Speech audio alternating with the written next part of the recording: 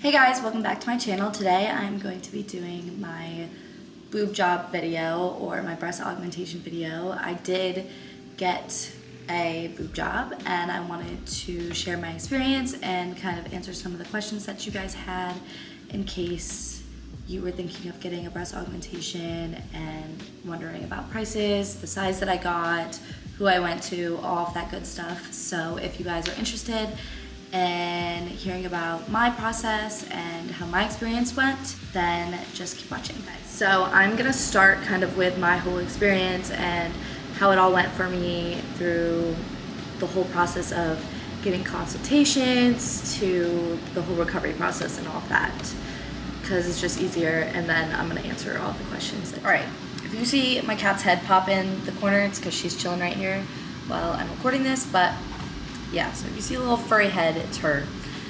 But yeah, so basically I had decided that I wanted to get a boob job. I had been saving a ton of money ever since I started dancing. I have saved almost everything that I've ever made, and I haven't really bought like crazy designer things other than recently, but before then I really didn't own anything like that. And I think I knew like most of my life that I wanted a boob job. I wasn't super insecure about my boobs, but they were something that were kind of just an annoyance to me in a way, just because there were certain shirts that I really wanted to wear, certain style shirts that I really wanted to wear and I would have loved to wear, but I would always be like, wow, that'd be so cute, but like my boobs wouldn't look right in that. Like it would literally just not look right. I just felt like there wasn't a lot of fullness. I didn't like the shape that they were. Once again, I want to reiterate, I wasn't insecure about them. I just wanted them to look better in certain shirts. Like I was a dancer, you know? So I had my titties out all the time. I wasn't insecure about them at all. But I finally decided that I wanted to get them done. I was just kind of like, you know what, I've just been thinking about this for so long. I should just go do it. It's about to be summer. If I'm gonna get them done, I would rather have them for summer anyway, so I might as well just hurry up and go get them done. So I had bought in all these, so I was just kind of looking online at plastic surgeons near me, breast augmentations near me, and I looked at a couple of doctors and stuff like that. And originally I wanted a fat transfer to the breast because it just looks a lot more natural, and I just didn't like the idea of having something foreign in my body. So I was like calling around to all of these places and asking them, you know, where their prices start at, the process and all of that. So I called a couple of places. Girl, get out of my video. I called a couple of places. The first place that I called, I really didn't like the vibe of them. They had given me a price. You are distracting, everybody. I already know that. But anyway, so the first place that I called, I really didn't like the vibe of them. I had asked about the price of a fat transfer, and they told me like a starting price of a fat transfer, and then they told me that I would most likely need 2 procedures because a lot of the fat doesn't survive, which I thought was really weird to me considering they haven't even seen me. They don't even know how much fat is on my body, and they're already telling me that I would need 2 procedures when I didn't even get 1 yet. So to me that just seemed like they were up for money grabs and not really like overall looks and stuff, although their pictures and their before and afters did look really good on their social media and their website and everything. That vibe just kind of turned me off because I don't want a company that is all about money. Like that just didn't make sense to me that you would need 2 procedures. So then I had called the second place that I had liked of their photos. So basically what I did was I looked at their website, I looked at their before and afters, I looked at their Instagrams and all of that, and just like the reviews and stuff. So all of that. So this place, the second place, had done a lot of like reconstructive stuff. They do a lot of tummy tucks, and this is the place that I actually decided to go with. So I had called them and I had asked them, is that normal that you usually need 2 procedures to get a fat transfer to the breast? And they had basically told me what I was thinking from the other place is, I haven't seen you yet. I couldn't tell you that you need 2 procedures. That's not usually normal. We wouldn't really be able to project that until we do the first procedure anyway. And that's when I was like, okay, that first place was definitely just trying to get some money out of me. They definitely like just weren't having like the looks, like the look of the, like the whole surgery wasn't their first priority, and I don't like that. I don't like that money was their first priority and that they were really trying to like money grab me. So I decided to book a consultation with the second place that I called. It was $200 for a consultation. It goes towards your surgery. So for me, it was kind of like I wanted to make sure that I did a lot of research on the companies that I was choosing from, or the plastic surgeons that I was choosing from, because $200 is a lot to waste if you don't decide to go with that doctor. Which I know it's not a lot compared to what the actual surgery was, but I wasn't about to spend another $2,000 just getting a bunch of consultations with a bunch of different doctors if I could find the best one at once. So I booked my consultation. It took about a month to get a consultation. They were very booked. I don't know if it's just him because he's busy and they can't do like a lot of like surgeries in a day, you know, or it's just like high demand right now. But it took about a month to get a consultation, so I had to book a month in advance. And then I went to my first consultation with him, and he kind of went over everything. I told him I was originally interested in a fat transfer, and then he told me that, you know, that's something that we could consider, but looking at me, I don't have enough fat on me and I wouldn't be getting the results that I wanted.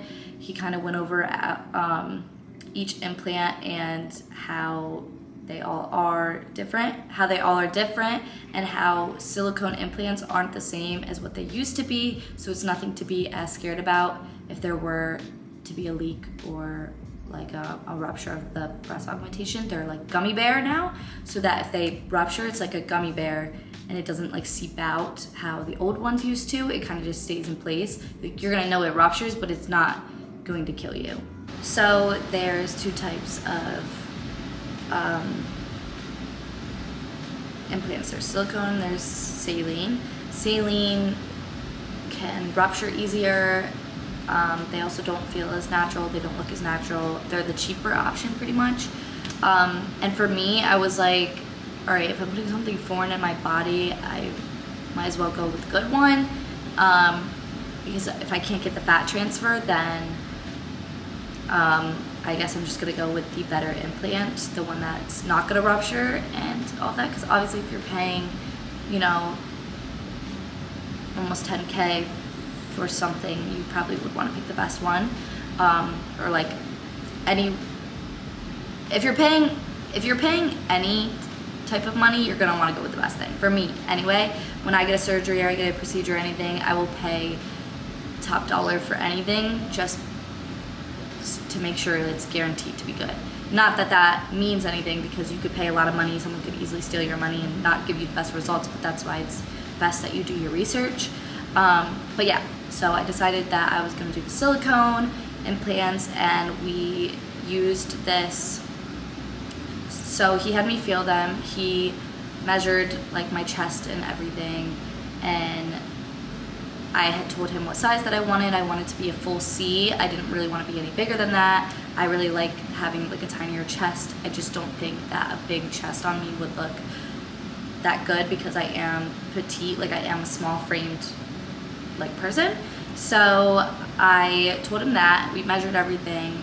He has like this digital device that puts the implants. I'll insert the picture of the side profile thing of the digital clip of like my boobs from before, one of the sizes that he picked, and then another size that he picked that he was thinking of.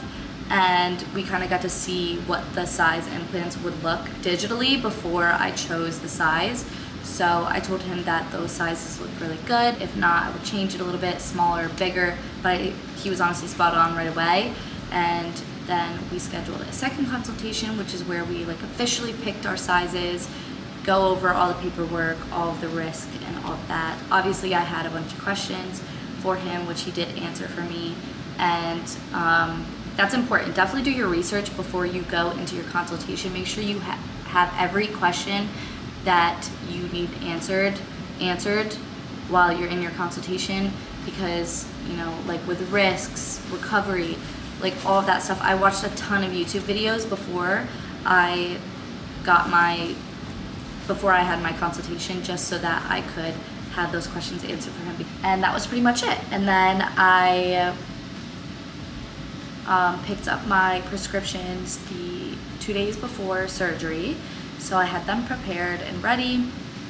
And then the day of surgery, I had to take like an anti-nausea pill. So I took that before, and it made me really relaxed. And I wasn't nervous at all. I don't know if it was because of the pill or not, but I really was just not nervous at all. I had no nerves. I was like just really excited to get them. The only thing that I was kind of nervous about was anesthesia, and that's only because I had never been under before, but they kept reassuring me that, you know, they're really good specialists and nothing is gonna go wrong and all this stuff, and they just made me super comfortable. The nurses that were in there as well, setting me up in my room, were making me very comfortable as well. They were super sweet, which I loved. Like, the energy was just so good. It was like, it couldn't have been more of a perfect process, and I just am so lucky for the team that I picked to do my boobs and who they work with and everything, because my entire process was really good. So basically I went in, checked in, paid the surgery center. So you usually, I don't know if it's the same everywhere, but my plastic surgeon does his practice at a surgery center, so you pay him for the boobs, and then you pay the surgery center for the surgery procedure. So like if he goes over time, you could get charged more as well, but usually they're pretty much on time unless something went wrong. Basically went in, got in my room, got in the robe, was getting my IV, getting my, what do they call it? Antibiotics, put in my IV. He marked me up, went over everything again, and he said how he had ordered 2 different sizes for me to like try to fit in. So then I got rolled into the surgery room. I was placed on the table. Literally in 2 seconds, the anesthesia guy comes over. It's like my doctor, and the anesthesia guy is coming over with the mask. He goes, okay, this is just some oxygen. Literally, it's this far away from my face. And he goes, literally, it's this far away from my face. 2 seconds later, the last thing that I heard before I woke up was my doctor saying, yeah, she's a lightweight, because I literally knocked the fuck out within 2 seconds of them putting anesthesia on me. I woke up on the table as they were like putting the bra on me, or like fixating it. And then I got wheeled back into my room. I was perfectly fine. I was just super tired from the anesthesia still, so I was like nodding off. And then I finally woke up, and I just had a little bit of chest tightness, and it was like a little sore, but it wasn't that much pain. So I just asked them if I could have a Tylenol now. And then the lady was like, you know, she was like, you know, she was like, I just want to make sure you're not nauseous still from the anesthesia, because a lot of people are nauseous from anesthesia, and I don't want you to like throw up the pill and stuff like that if I take it. So she gave me some crackers and juice, and then I literally ate it perfectly fine, and she was like, okay, I think you're good. So then she gave me a Percocet, actually, instead of a Tylenol. So they were giving me 2 different things to choose from. It was either fentanyl or a Percocet, and I was like, let's do the Percocet. I'm not trying to have fentanyl. And also, like, I think the perk lasts longer and it doesn't make you as groggy. So then literally had just gotten off the surgery table. I think I spent 20 minutes in my little recovery room, and I was ready to go. Like, I was out the door. I was picked up by my friend who took me there, and then I just felt really good, obviously because I was on a painkiller, that we decided that we were gonna go to lunch instead, because my doctor had kept reiterating to me, like, I want you to move around. I don't want you laying in your bed all day. Like, I want you getting up. I want you moving your arms. I want you even just like going like this, even if it hurts, it's okay to do it. Just, I mean, like, obviously don't like go like this, but like, you know, lift your arms up a little bit, move around, make sure you're moving. But I don't think he meant like go walk in the park and like go to lunch. But my mouth was so dry from the anesthesia and the Percocet that I couldn't even eat my food. Like, I was choking on it. My mouth was just so dry, and I was also just like, probably shouldn't have been in public on drugs. But honestly, it made for a great story. But that is just like how smoothly my whole surgery went. My recovery was insanely good, like insanely good.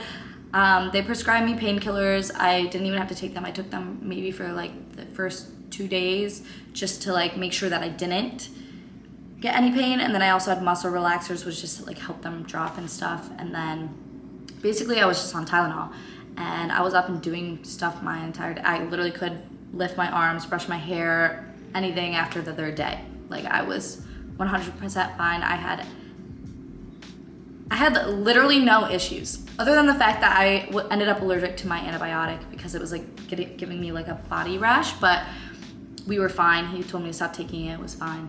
And here I am. I'm completely fine. They look amazing. And I'm so happy with my results. I have the best looking boob job I've ever seen. Not to toot my own horn, but I really do. Like, you can't tell me these don't look great. And this is only a month out. This is a month post-op. And they're only gonna get better. So I wanna get into the questions that you guys asked so that I can answer them. But first, I am gonna give you the price breakdown and the doctor that I went to. So the doctor that I went to was Dr. Stark here in Pennsylvania, Bryn Mawr, Pennsylvania. It's right outside of Philadelphia. I went to him, and he is great. I would literally recommend him to anyone. He's an awesome guy, has an awesome practice, and just like overall, I haven't had literally any issues with him at all. He's super transparent and just like a really good doctor. He was like cum laude of his plastic surgery school. Like, that's insane. Like, graduated with that. He does a lot of lipo, a lot of tummy tucks, and a lot of boob jobs, a lot of reconstructive boob jobs as well. So I would trust him literally with any other surgery that I ever want again. So you guys should definitely check him out if you guys are in the area, or if you even want to fly out to him. Definitely, I'll leave all of his information down below so that you guys can check him out. But just a really good, genuine doctor who like really just wants to give out good results. And obviously, like, he has to make money, but that's not what he's driven by, which I love. But yeah, my total price was, I think, 8.3K. So it was $8,350 was something like that. And I got 290, 250 cc's, 302. I got 302 cc's, I think. I got 302 cc's. He told me that was the only, like, he could barely almost get these in. And then I got, my incision is under the bust, like in the crease. And obviously these will go away as I'm healing. I'm only a month out and the scars look great. I bought scar cream as well, which I'll go get in a second to show you guys, but I got it from his place, which he also sells online. So yeah, I paid $8,350, and that was total with everything. So I'd say that's a pretty good price for a boob job. I was told that it was kind of expensive compared to other people's, but I don't know, you pay for what you get. I had an amazing recovery. I had amazing post-op appointments with him. I have a great relationship with him on top of that as well. The results are super natural, and I don't think that there's going to be any issues along the road as well. So I think paying the extra top dollar for something is definitely worth it. And honestly, $8,000 for a boob job, I feel like that's a pretty like good price for silicone implants. I may be wrong, but I think 5K is very cheap for a boob job, and I wouldn't go to somebody that's only charging 5K for a boob job unless they got like saline, because saline's cheaper. But that's what I paid. That's who I went to. Let's get on with the question. So the first question is, how long after can you go back to a normal day life? Any complications? So I think it just depends on the person. I think it depends on how you're feeling, really.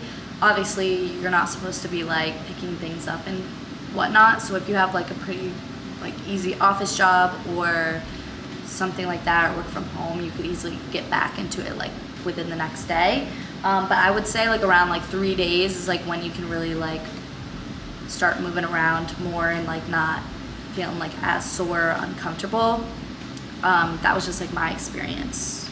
But I know everybody heals differently and everybody's body's differently, so that's kind of like hard to say. So someone asked me how many cc's I got and what were my measurements before. So I got 305 cc's, I think, or I got 290 cc's. It was something like that. I'll double check and I'll put it on the screen if it's not 305. But yeah, I was like a B cup. I say I was a B cup, but I think that I was really like a full A. Like I was in between an A and a B. Like I wasn't a full B, but I was like too big for an A cup, but I really didn't have much fullness, especially up at the top here. Like I didn't have a lot of fullness up here. Girl, stop. I didn't have much fullness up here at all. So I would say I was like a C. No, I would say I was like a B, an A/B.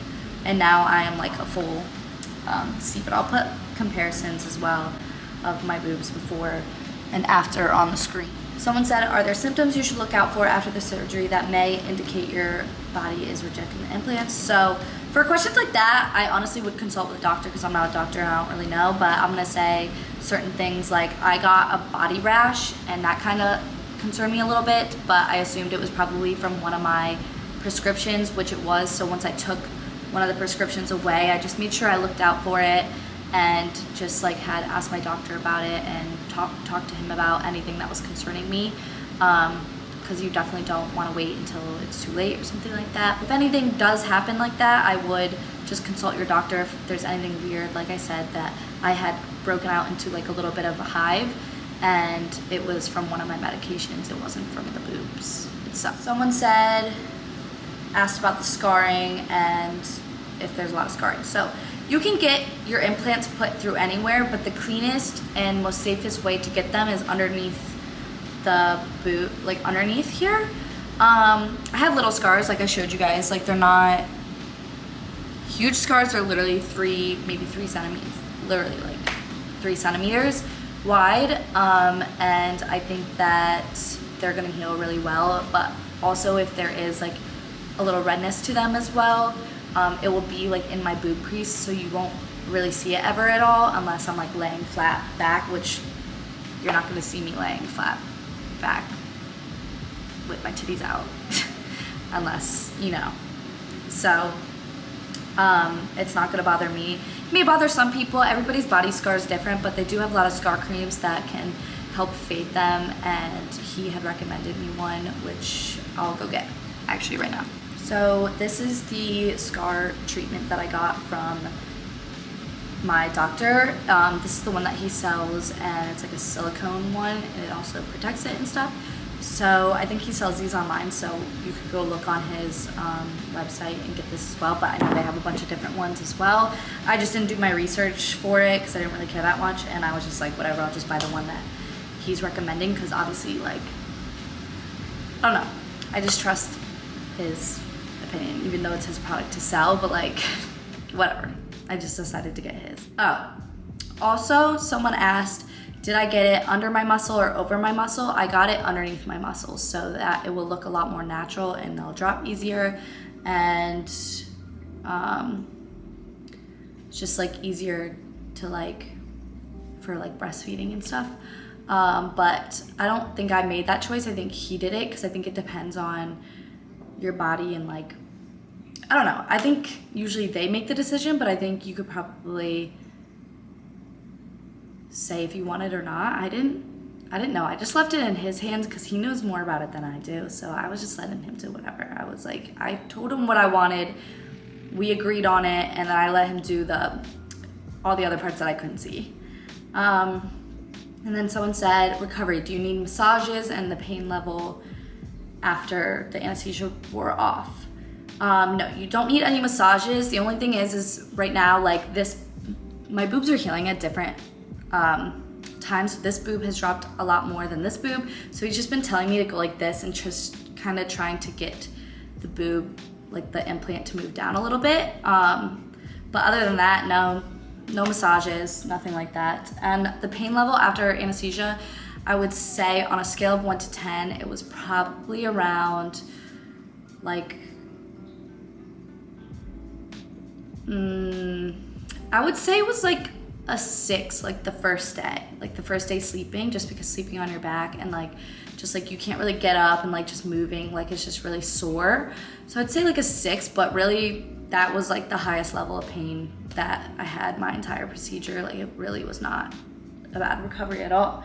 The only pain that I have now is just like my nipples. Like the sensitivity is like very heightened right now, and I'm like getting my feeling back to them, so they're like super sore. Like it literally feels like I'm like pregnant and like have like milk in my titties is what it feels like, is what I would think that it would feel like, because I've never been pregnant. But like, yeah, my nipples are very sensitive and sore, and that's like the only pain, but that's like on and off. It's really not that bad. Are you satisfied with the size, or do you wish you would have gone bigger? And did I get a lift with the implants? So, no, I am so incredibly happy with the size that I got. I think that this size really fits my body very well. Like you can see, they're not huge at all. I think that they look perfect for my chest, and I feel like if I went any bigger, I would look ridiculous. But I know a lot of people do say that once you get a boob job, you always wish that you went bigger. But I also physically couldn't go bigger. Even if I wanted to, I would have to wait an entire year to go get bigger ones anyway, because this is literally the only size that would fit in my boobs. Also, I got a mid-high profile implant, so there's like a low profile and then there's the high profile, but I got a mid profile. So it's not like the super out one, but it's not the super flat one. Also, no, I did not get a lift with my boobs. I didn't need one because I already kind of had like perkier boobs, but you definitely can get one with it, as most of you would know. But yeah, that's pretty much it. Also, no one asked this question, but I'm just gonna answer it. Working out was one of my biggest concerns because I do work out a lot, and you know, like I worked hard to get my body to where it was, and I was like very stressed about having to wait for it. But it's basically based off all your own personal experience or like your own personal pain and stuff. So I waited about 2 weeks to go to my I waited 2 weeks to go to I waited for my 2-week post-op to ask him if I was finally able to like get some light working out in, obviously not with my arms, but with my legs. And he said it was fine, but just to take it easy, don't, you know, put weights on. And if you do put weights on, don't, you know, go back to your 50-pound weights, you know, maybe start off at like 5, like really limit it. Don't go too crazy, obviously, because, you know, you just paid, you know, a good amount of money for these boobs. You don't want to mess them up and have to get like a whole reconstructive surgery on it as well. So I took it pretty light. I did body weight, lower body exercises, and I was perfectly fine, but I did make sure that I was like limiting it and not doing a lot. I was making sure that I was like very limited. And then actually this past week I had my 1-month post-op, so I was cleared to put weight back on. Obviously, I'm not doing a lot of upper body right now, just because I still want them to be able to settle and just like really like sit where they're supposed to before I start adding that back in. But I did do like some 5-pound weights. I used to lift like 10 before, and I wasn't doing a lot of like chest or shoulder. It was more just like curls and stuff like that. I have been adding weight back to my lower body and squatting and everything like that, as you guys will see in my upcoming vlogs. So yeah, pretty much back to putting weights. I'm going to start with my trainer tomorrow, which is exciting, and I'm excited to get back into working out and being on my routine and my schedule, because honestly, just like kind of not being able to lift everything and being dependent on people was just getting annoying, because I'm very independent and I've lived on my own. I do live on my own, so having to like rely on friends and stuff to like carry my groceries up or bring my water and stuff was just like internally something that I had to deal with.